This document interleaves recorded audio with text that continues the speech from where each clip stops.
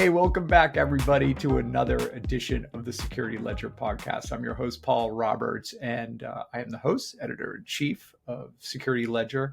And we're in the studio today with Dennis Kango-Oka, who is, well, one of the most renowned experts on automobile cybersecurity. And that's a topic that we've talked about and written about a lot, and a topic that's very much in the news these days. So, Dennis, welcome to Security Ledger Podcast. Thank you very much, Paul. It's a pleasure being here. So, before we get going, tell the folks a little bit about yourself and how you came to the auto cyber problem. Sure. Thank you. Hi, everyone. My name is Dennis Kango-Oka. I'm a senior principal automotive security strategist at Synopsys. I work globally with automotive customers, such as OEMs and tier ones and tier twos, all over the world, assist them on various security strategy topics. For example, how to establish a secure software development lifecycle, how to establish security processes and practices within the organization. I've always been interested in cybersecurity. As I was growing up, I was interested in security. At the university, I took all the classes on security-related courses, software security, network security, operating system security, embedded security, cryptography, and so on. And then I, had the opportunity to start in automotive security. So that's really been my background now for the past 15 plus years, almost 2 decades now. And like you said, you work for Synopsys. I mean, a lot of us are familiar with, Synopsys is an amazingly well-known company, and we think about them often around security around silicon, but also embedded devices, but also like, what type of work does Synopsys do specifically around auto cyber?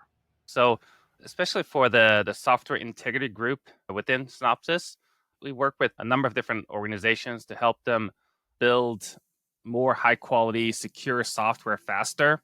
So we provide a set of tools, a comprehensive set of application security testing tools and services. And especially for the automotive industry, we have tools that are very strong in, for example, C and C++, covering various coding rules such as MISRA and AUTOSAR.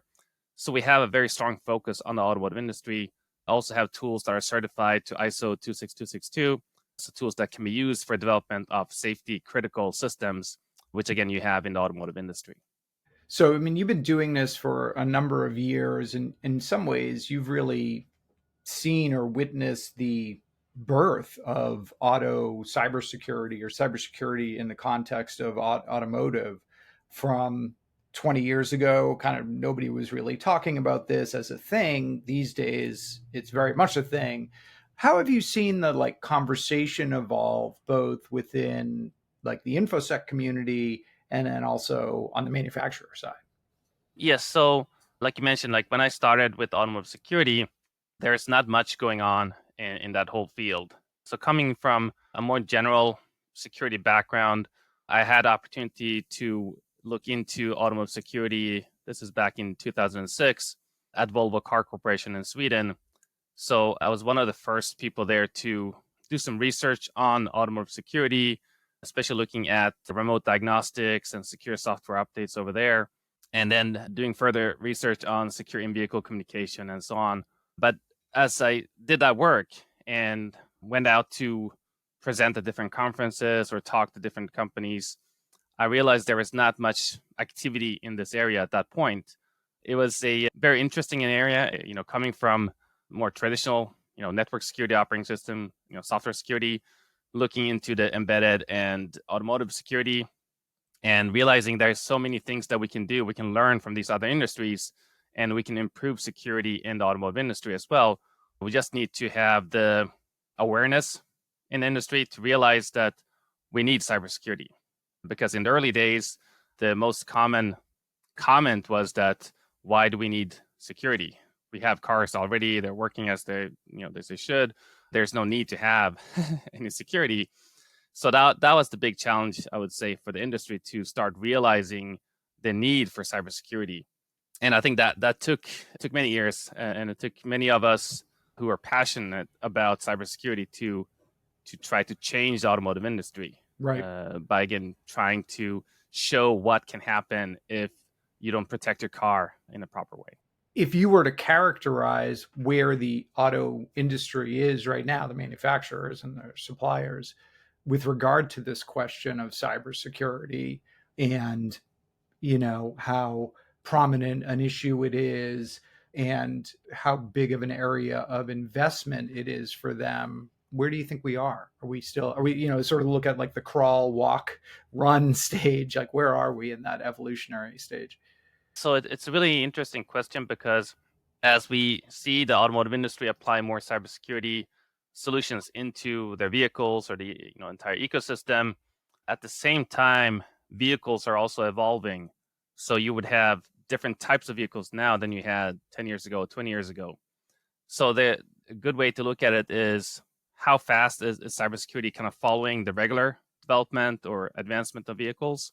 So if we look a little bit about or back into history, we saw the early days more focusing on, say, traditional security for the vehicles, not perhaps cybersecurity, but security in the sense of making sure your vehicle is locked properly and you have your immobilizer and you can prevent car theft. So those type of solutions came as we saw more vehicles being stolen, for example. So in the early, say, 2000s, we saw a rise of more use of immobilizers using cryptographic functions and so on to prevent vehicle theft. Mm-hmm. So that was kind of like the start of not cybersecurity per se, but more security solutions being applied in the vehicle industry. And then you had more research and consortia in the automotive industry where they looked at secure hardware. So for example, in 2009, you had the SHE, the Secure Hardware Extension specification released that provided a lot of features to enable security solutions in your car with using cryptography. Mm-hmm. So that, again, was another way to improve the security posture in the industry, as well as allow new security solutions to be deployed. And then that continued on to the early 2010s, but you have more security solutions in your vehicle.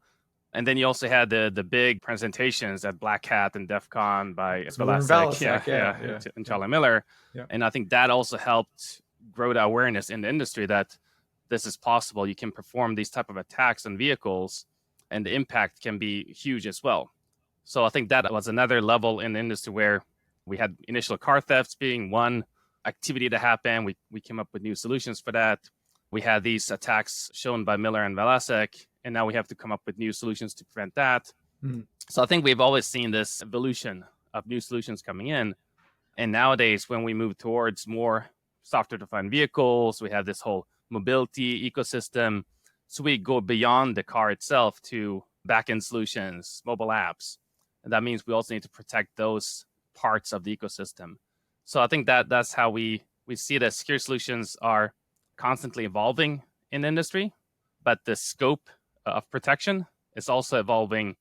As mentioned initially, maybe it's just one ECU for like your immobilizer. Mm-hmm. And then it grew to maybe your external facing ECUs, like your telematics unit. And now you have the ecosystem, you have your backend solutions and your mobile apps. So you have more and more systems and assets you have to protect, as well as new solutions you have to apply to that. So that's the evolution I see right now happening. I mean, I remember like with Miller and Velasek, which obviously, as a cybersecurity reporter got my attention and many others. One of the interesting things that I recall is that, before the Jeep Cherokee hack, which I think was 2015, they had done a similar type of attack, but using the OBD2 port, I think it was a Prius or something like that, and they were able to control it and control braking and steering and stuff like that. And as I recall, the reaction from the industry was kind of a big shrug, like, well, I mean, yeah, but they're in the passenger compartment and they have access to the port, OBD2 port. So, I mean, practically this isn't that big of a deal. But at the time, of course, all these automakers were either rolling out or about to roll out vehicles with cellular data connections, right? And to me, it sort of struck me like, well, aren't they putting two and two together and being like, well, okay, there's a software-based attack that has control over, cyber physical systems, like actual kinetic systems on the device. And, oh yeah, we're adding this like always on internet connection. So actually you could, like, once that happens, and you could get, and like, I mean, was that conversation happening within the car companies, like way back, pre Jeep Cherokee, to be like, oh yeah, like we got to really rethink our whole approach to security because our risk posture just really is changing as we're adding these connectivity features? Or was it more kind of, as we see so often, the hack begets a reaction and then there's a lot of bolt-on fixes and stuff like that, but there isn't this sort of anticipation? Yes. So there's actually a couple of research papers in 2010 and 2011 that also Yeah. showed the same type of attacks, right? So you had wired type of attacks over OB2 or directly to the CAN bus, as well as wireless attacks. And I think that it showed technically what's feasible, but for the automotive industry, as you know, there's always this risk level Calculation. Yeah. calculation Yeah. to see how easy it is to perform such an attack and how large the impact could be. So initially, there was not too much attention about these attacks in 2010 and 11, but it's more when it hit mainstream media in 2013, as you mentioned, with the Prius attack, and 2015 with the Jeep attack, where more people were aware of this type of attack. It's in Wired. And yeah. yeah, exactly. And then suddenly you also have thousands of other people looking into this and trying to learn how to hack these cars. So you have many more people getting into learning, understanding what are weaknesses in vehicles, how can you exploit them. So now you have much more attention than you used to have. Car hacking village at DEF CON, yes, right? Right. Yeah. Yep. Exactly. So now you have all these new car hacking villages. You have all the security people moving into looking at automotive. And I think that's partly where you see the automotive industry change their view of this as well, where in the early days, as you said, like in 2013, basically that's how the vehicles function, right? So there's not a security issue. If you send a command to tell the ECU to do something, the ECU is going to do that. So it's kind of like the early days with Telnet. There's no encrypted communication. It's all in plain text, but that's not really a security weakness in that say, or like vulnerability, because that's how the protocol is designed. Yeah. And very similar to the CAN bus. Pretty much all of the core internet protocols were sort of pre-security, right? It's like, let's just get everyone talking to everyone, and then the security stuff, like that'll come after. Exactly. So I think that's part of the thought process, where the vehicle has its internal in-vehicle network. It's isolated. There's no security in that sense, because you have trusted ECUs or nodes on that network. And if you connect something to that network directly, like you did in 2013, and you send messages, of course, the ECUs are going to respond, because that's how it's designed. So I think that was part of the response from the industry, that yes, that's going to happen. If you connect something and send a correct message, that's going to happen. But I think in 2015, where Velasek and Miller really showed that, well, we can do this remotely. And that really changed the attitude in industry, because yes, if you connect something directly, that's going to happen. But remotely, and bypassing all these security measures that you would typically have in place, that really showed that we have to do something better. We have to protect our vehicles. That's where we saw a lot of investment happening, both in organizations to establish cybersecurity teams, change their development processes. We also saw the birth of cybersecurity standards in the automotive industry. So 2016, I think, was the first release of the SAJ 3061, which was more of a, I guess the first cybersecurity standard for automotive. And that was then replaced or superseded by the ISO 21434. But it also showed that the industry was very serious about cybersecurity and started forming these groups, creating standards, thinking about how do we improve the security posture in the industry. So these days, when you think about or you read about auto cyber, a lot of what you're seeing is car theft stories, right? CAN bus injection attacks, where they're kind of, you get the thieves on video kind of up under the wheel well, and they're finding the ECU there and basically unlocking the doors and starting the car without a key and then stealing it.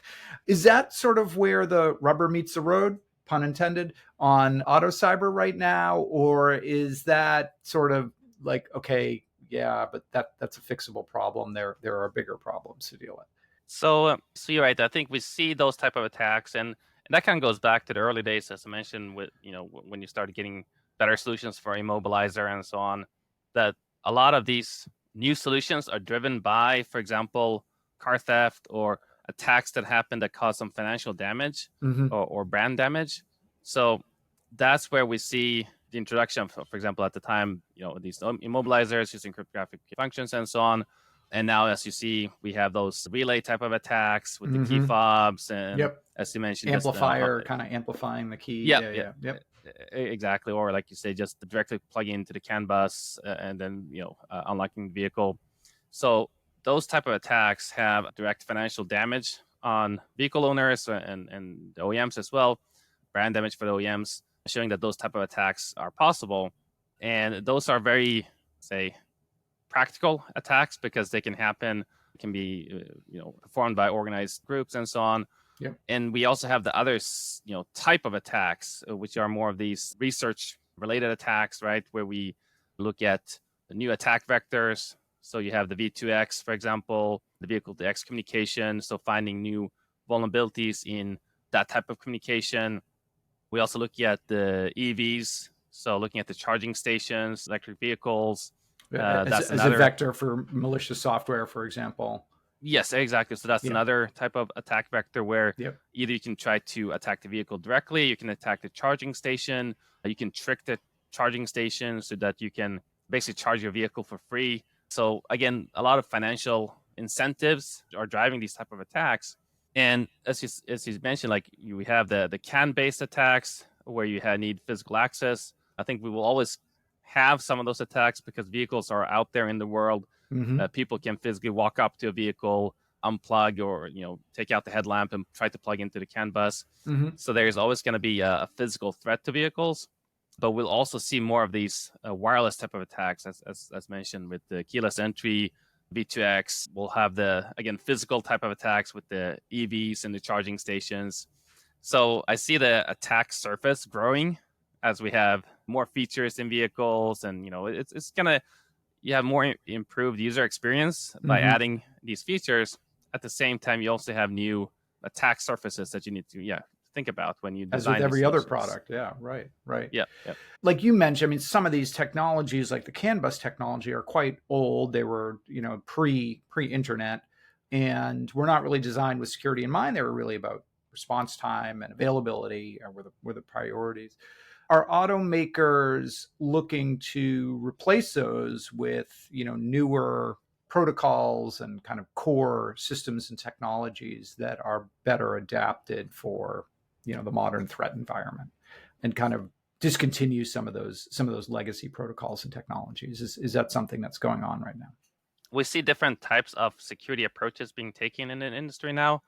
So, as you mentioned with the CAN bus, typically in the early days of designing CAN bus and the E architecture, you would have pretty much a flat architecture so that if you connect to the CAN bus, you have access to any other ECU on that network. So we see changes now in having more isolation. You have some kind of secure design of the architecture so that if an attacker is able to compromise one ECU, they're only able to compromise or be able to access other ECUs on that same domain or on that network so that you can limit some of the damage, and then you have another security hurdle that you have to bypass to get to the next level. So those are types of approaches we're seeing. We also see, as you mentioned, improvements to the CAN protocol. We already had in AUTOSAR, for example, the definition or the specification for SecOC, secure onboard communication. So now you can have authenticated communication on the CAN bus. So that allows you to verify messages are authentic, they haven't been modified, and they come from the right sender. We also see a shift towards using automotive Ethernet, where you again can have more security solutions, for example, using MACsec or TLS. So we have more security protocols or security solutions that we can run on these protocols. But as you mentioned before too, we have some of these legacy protocols in the vehicle because there's still a cost versus risk calculation that's being performed by car manufacturers. So we can see changes into the E architecture. A lot of these platforms were built for many years, so it's not going to be easy to replace everything at once.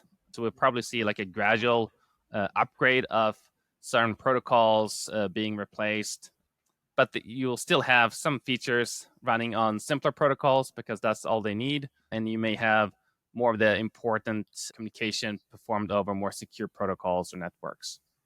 What's really interesting to me is automakers have always had among the longest and most complex supply chains, right, of components for these vehicles. So, I mean, supply chain management and security around, integrity and identifying counterfeits and stuff like that. I mean, automakers have always been the forefront of that. But as you know, increasingly software, the supply chain conversation is these days often about software supply chain, open source, third party code, internal first party proprietary code, and kind of where risks can work their way into. Do you see that conversation happening within the automotive space as well? So, they're very sophisticated on the vehicle supply chain, but are they as attuned to software supply chain risk?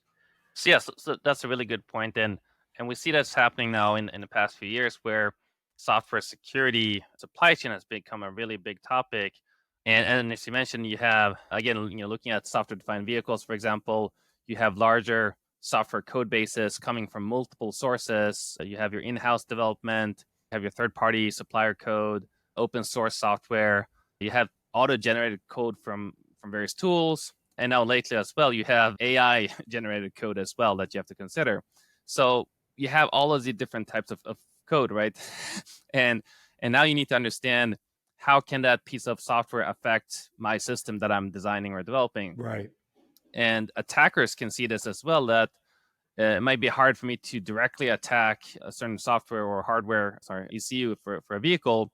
But if I can maybe target a software supplier and inject some malicious code there, then Sure. that's going to get included in the whole chain of suppliers, and finally ended up in a vehicle. Could be a backdoor, could be whatever it is.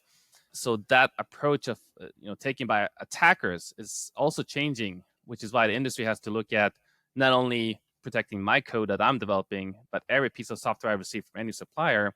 I need to verify that that also doesn't contain any malicious code or doesn't contain any additional weaknesses or vulnerabilities. Sure. It's a SolarWinds, Yeah, story, but across the whole economy, right? I mean, it's not just automotive that has this. It needs to be having this conversation and looking at SolarWinds or 3CX or whatever, as a cautionary tale, I guess. exactly.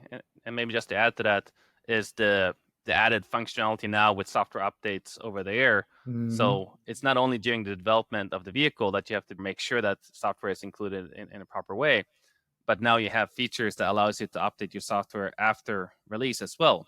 And that's another huge attack vector where attackers could potentially inject their code into that software update.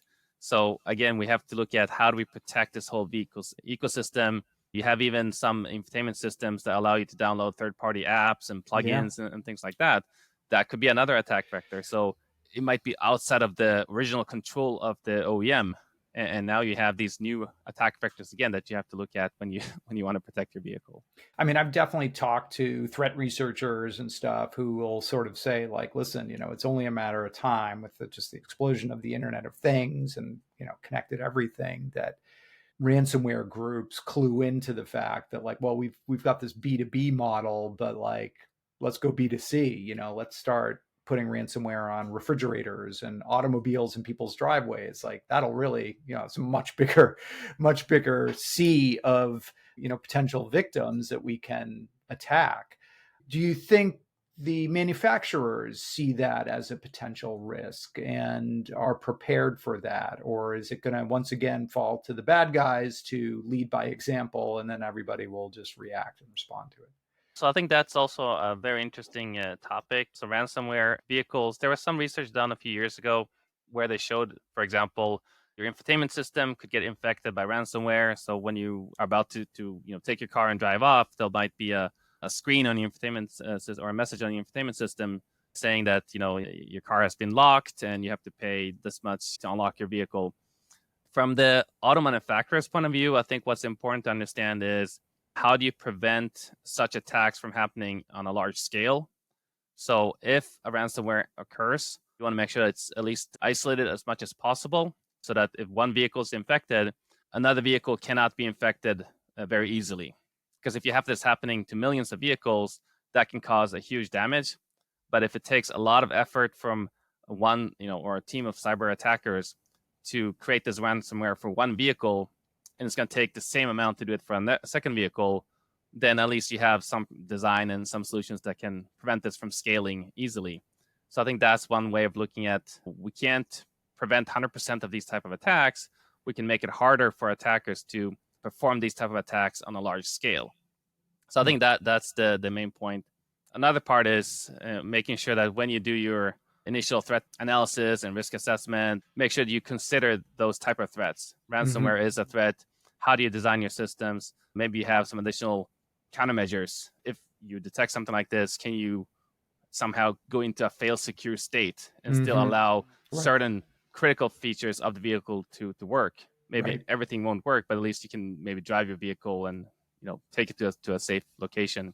So things of that, like how do you have some kind of safe state where the vehicle can revert to in case there is a cyber attack on the vehicle. Right.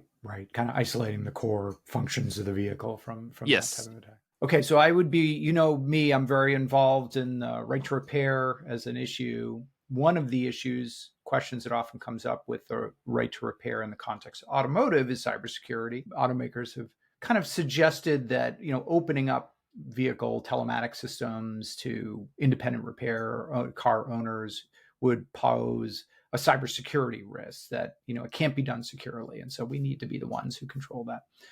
This is a bigger question. This goes beyond automobiles to really this notion of reuse and circular economy, that we need to be able to repair and fix and maintain our stuff. Manufacturers often, not automobiles so much, but other types of manufacturers often just walk away from their products. They stop maintaining them and doing security updates. And so the owners are kind of left in the lurch, like, well, how do I keep this thing running? And that is potentially an issue that could affect vehicles down the road as well. What are your thoughts? Are these two things, repairability, maintainability, in tension with cybersecurity, or can you have both? Can you have both cyber secure and more or less open in terms of maintenance and repair and stuff like that? So that's a very good question. I was in a number of different areas or things that you need to consider for this type of solution. So on the one hand, having or providing the data required to perform repairs, I think that would be something that third-party repair shops and so on could have access to, right? Because then they can perform the repairs they need to do. The challenge is, how do you provide that data? Because the OEMs are typically collecting that data, and you need to make sure that you provide that data to the right dealer at the right time, the right type of data, and in some kind of time limited, right? It's not a permanent open door. It's you have this exactly window, right? Yeah. And I think that's where I see some of the challenges of how can I make sure that if my repair shop can only have access to my data for 24 hours, for example, and this type of data to perform this type of repair, I don't want them to access other types of data from my vehicle. Maybe there's some privacy related topics there. And also, I don't want them to access the data after. So can I revoke the access somehow or make sure that they can't keep accessing my data? Right. That whole system of making sure that as a user, I can feel comfortable that my data is only accessed by someone that I give permission to for a certain amount of time, for example, and certain type of data. And from an attacker's point of view, that system that will provide all of this access to data is going to be a very lucrative target as well, because maybe I can pose as a third-party repair shop and say I need access to these vehicles, and I can get all the data. How do I authenticate that I'm an authorized dealer? Or maybe there's even weaknesses in that communication protocol, that the vehicle portal, whatever they need to build. Who is responsible for ensuring security for that portal? And maybe I can perform some injection attacks there and extract all the data from the database. So those are the type of security threats that would exist. So those threats exist with the OEM systems. I mean, that's kind of what Sam Curry was showing you. Like those threats are there with the OEM system as well. Are there vehicle makers, maybe not consumer, but commercial? I mean, are there examples of that kind of open? I mean, I know we have it with, the physical access, the OBD2 port, like that already is a thing, right? Independent repair shops can plug in under the dashboard and get all that data. But when we look at it like wirelessly and the more modern telematics system, are there examples of systems like that are both secure, but also open to third parties and non-dealers, non-authorized, or, owners and independents as well? Are there examples of that we know of? So I've only seen in the past when they, like OEMs, would release a aftermarket version of their diagnostics tools. that you plug in again over OBD2 port. You would have maybe some limited functionality, so you can't perform all the things that an OEM can do, but you can still access some of the data, and you can perform some of the diagnostics, the function tests, and reprogramming and so on. Things you need to do to complete repairs, right? Yes, exactly. But I think there's still some features, security-related features that OEMs want to keep to themselves. It could be related to intellectual property or secure algorithms and things like that. Mm-hmm. So there may be some features that you would have to take it to official OEM dealer to have fixed. And I think with the telematics data, that's the challenge of how do you separate something that is a non-security related data that you can provide to third-party repair shops, and what is security related data that the OEM should have access to only, and make sure that it's protected. Is that data separate now, or is it all basically in the same stream? So typically now should be separated in a way, and especially for the OEM to make sure that some of those security features are only accessible by authorized dealers. So I think that's where the challenge is of how do you make sure that you can provide, especially now when you collect so much more data from vehicles, how can you still provide some of that data to all of these different dealers in a secure manner? Again, you need to have that platform set up. You need to have different authorization access to certain types of data to certain dealers and so on. Mm-hmm. So I think that's really where we are on how do we make sure that we can do that in a proper, secure way to avoid any potential security incidents from happening. Dennis, is there anything that I didn't ask you that you wanted to say? One thing I did briefly mention before that I also think it's becoming very relevant nowadays is the AI topic. So we do see a lot more focus on AI in the automotive industry. So AI being used for development, code generation, as mentioned before. And we have the big challenge of using AI for code generation is, for example, the code that's being generated, you can't assume that it's safe and secure code that's being automatically generated from your tool. There might be vulnerabilities or weaknesses in that code. So it can create a false sense of security that if I just ask AI to write my code, I'll get a perfect code.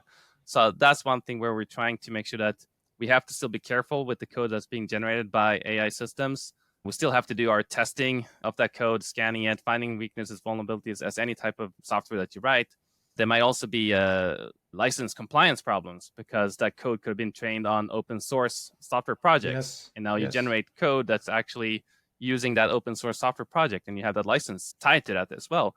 So we're really trying to make sure that AI has a lot of benefits, but you also have to consider the challenges that are still there with AI.